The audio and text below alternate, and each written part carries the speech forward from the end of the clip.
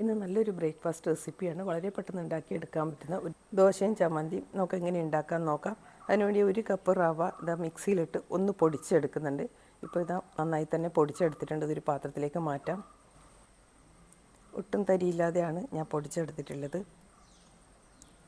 ഇനി ഇതിലേക്ക് റവ എടുത്ത അതേ അളവിൽ തന്നെ 1 കപ്പ് വെള്ളം ഒഴിച്ച് ഇതൊന്ന് കുതിരാനായി വെക്കണം. ഒന്ന് നന്നായി മിക്സ് ചെയ്തതിന് ശേഷം ഞാനിത് ഇവിടെ മൂടി വെക്കുന്നുണ്ട്. അടുത്തതായി നമുക്ക് വേണ്ടത് അവലാണ്. 1 കപ്പ് അവലെടുത്തിട്ടുണ്ട്. റവ എടുത്ത അതേ അളവിൽ തന്നെ ഞാൻ അവലെടുത്തിട്ടുണ്ട്. ഞാനിവിടെ വെളുത്ത അവലാണ് എടുത്തത്. നിങ്ങൾക്ക് ഏത് അവൽ വേണമെങ്കിലും എടുക്കാം. ഇനി ഇത് ഒരു 1/2 കപ്പ് വെള്ളം ഒഴിച്ച് നമുക്കിതൊന്ന് കുതിരാനായി വെക്കണം. ഒരിക്കലും വെള്ളം കൂടരുത്. 1 കപ്പ് വെള്ളം ഒഴിക്കരുത്. നമ്മൾ അവലെടുത്തതിൽ 1/2 കപ്പ് വെള്ളം മാത്രം ഒഴിച്ച് വേണം നമ്മളിത് കുതിരാനായി വെക്കാൻ. ഇപ്പോൾ ഇനി ഇത് മൂടി നമുക്ക് കുറച്ച് സമയം ഇവിടെ മാറ്റി വെക്കാം. ഈ സമയത്ത് നമുക്ക് ഇതിന് വേണ്ടുന്ന ഒരു ചട്ടണി റെഡിയാക്കാം. അത്രയും സമയം മാത്രം മാറ്റി വെച്ചാൽ മതി. ഒരു ചെറിയൊരു സവോള ഒരു മിക്സിയുടെ ജാറിലോട്ട് ചേർത്ത് കൊടുക്കുന്നുണ്ട്. അതേപോലെ ഒരു ചെറിയൊരു തക്കാളി കൂടി ഇതിലേക്ക് ഇട്ട് കൊടുക്കാം. ഇനി ആവശ്യത്തിന് ഉപ്പും എരിവിന് ആവശ്യമുള്ള മുളക് കൂടി ചേർത്ത് കൊടുക്കുന്നുണ്ട്.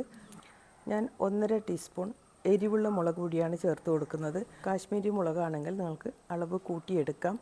ഇനി ഇതിലേക്ക് വേണ്ടത് ശർക്കരയാണ്. ഞാൻ 1 പീസ് ശർക്കര ഇതിലേക്ക് ഇട്ട് കൊടുക്കുന്നുണ്ട്. ഈ ശർക്കര കൂടി ചേർത്ത് നമ്മൾ ചമ്മന്തി അരക്കുമ്പോൾ നല്ല ടേസ്റ്റാണ് ഇതിന്. ഇപ്പോൾ ഇത് ഞാൻ അരച്ചെടുത്തിട്ടുണ്ട്. ഇതുപോലെയാണ് കേട്ടോ അരച്ചെടുക്കേണ്ടത്. അധികം അരയൊന്നും വേണ്ട. കുറച്ച് തരിയൊക്കെ ഉണ്ടായാലും കുഴപ്പമില്ല.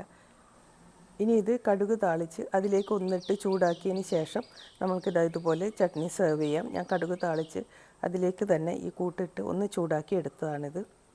ഇനി നമുക്ക് ദോശ ഉണ്ടാക്കാനായി നേരത്തെ നമ്മൾ കുതിർത്ത് വെച്ച റവയിലേക്ക് നമ്മൾ കുതിർത്ത് വെച്ച അവലുണ്ടല്ലോ അതുകൂടി ഇട്ട് കൊടുക്കണം. ഈ സമയത്ത് ഇത് റവ നന്നായി തന്നെ കുതിർന്ന് വന്നിട്ടുണ്ട്. അതേപോലെ തന്നെ അവലും കുതിർന്ന് വന്നിട്ടുണ്ടാകും. പെട്ടെന്ന് തന്നെ കുതിർന്ന് കിട്ടുന്നതാണല്ലോ അവലിൽ തീരെ വെള്ളം ഇല്ല എന്നുള്ളത് നോക്കണം. വെള്ളം ഒട്ടും ആവരുത്. ഇത് നമുക്ക് ഈ റവയിലേക്ക് ചേർത്ത് കൊടുക്കാം. ഇതിൽ അവലിൽ അധികം വെള്ളം ഉണ്ടെങ്കിൽ അത് മാറ്റണം. ഞാനിത് ഇതുപോലെയാണ് കേട്ടോ എടുത്തിട്ടുള്ളത്. ഇനി ഇത് രണ്ടും കൂടി നമുക്ക് നന്നായി ഒന്ന് മിക്സിയിൽ അടിച്ചെടുക്കണം. വെള്ളം പോരാന്നുണ്ടെങ്കിൽ നമ്മൾക്ക് പിന്നീട് ചേർത്ത് കൊടുക്കാം കേട്ടോ. എനിക്കിതിൽ തീരെ വെള്ളം ചേർക്കേണ്ടി വന്നിട്ടില്ല.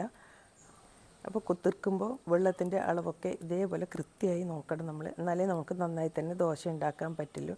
ഇപ്പോൾ ഇത് ഞാൻ അടിച്ചെടുത്തിട്ടുണ്ട്. ഇതൊരു പാത്രത്തിലേക്ക് മാറ്റുന്നുണ്ട്. ഇതിലേക്ക് ഞാൻ തീരെ വെള്ളം വേറെ ആഡ് ചെയ്തിട്ടില്ലായിരുന്നു. ഇനി ഇതിലേക്ക് ആവശ്യത്തിനുള്ള ഉപ്പും 2 പിഞ്ച് ബേക്കിംഗ് സോഡ കൂടി ചേർത്ത് കൊടുക്കുന്നുണ്ട്. കാരണം നമ്മളിത് അരച്ച ഉടനെയാണ് ചുട്ടെടുക്കുന്നുള്ളത്. കുറച്ച് സമയം വയ്ക്കുന്നുണ്ടെങ്കിൽ നമ്മൾ ബേക്കിംഗ് സോഡ ചേർക്കേണ്ട ആവശ്യമില്ല. കുറച്ചൊന്ന് പൊങ്ങി വരും കേട്ടോ. വീഡിയോ കണ്ടുകൊണ്ടിരിക്കുമ്പോൾ ഒന്ന് ലൈക്ക് ചെയ്ത് സപ്പോർട്ട് ചെയ്യണേ. നിങ്ങളെ സപ്പോർട്ടാണ് ഞങ്ങൾക്ക് ഇനിയും വീഡിയോ ഇടാനുള്ള ഒരു പ്രചോദനം ഉണ്ടാകുന്നത്. ബേക്കിംഗ് സോഡ ചേർത്തതിന് ശേഷം നന്നായി മിക്സ് ചെയ്തിട്ട് വേണം ഇതുപോലെ നമ്മൾ ദോശ ഉണ്ടാക്കിയെടുക്കാൻ. ഒരിക്കലും ദോശ നിരത്തി കൊടുക്കരുത്. നമ്മൾ ഒഴിച്ചതിന് ശേഷം ഇതുപോലെ ബബിൾസ് വരും. ബബിൾസ് വരുമ്പോൾ നമുക്ക് മൂടി വെച്ച് വേവിച്ചെടുക്കാം. ഒരിക്കലും മറിച്ചിടേണ്ട ആവശ്യമില്ല. നമ്മൾ മൂടി വെച്ച് വേവിച്ചെടുത്താൽ മതി. സാധാരണ നമ്മൾ വെള്ളയപ്പൊക്കെ ചുടുന്നില്ലേ അതേപോലെ തന്നെയാണ് കേട്ടോ അത് ചുട്ടെടുക്കേണ്ടത്. വീഡിയോ കാണുമ്പോൾ നിങ്ങൾക്ക് എന്തെങ്കിലും ഇഷ്ടമാവാതെ ഉണ്ടെങ്കിൽ ഒന്ന് കമൻറ്റിൽ പറയണേ. ഇപ്പോൾ ഇത്രയേ ഉള്ളൂ ഇന്നത്തെ വീഡിയോ. നല്ല സോഫ്റ്റ് ദോശ നമുക്ക് കിട്ടിയിട്ടുണ്ട്.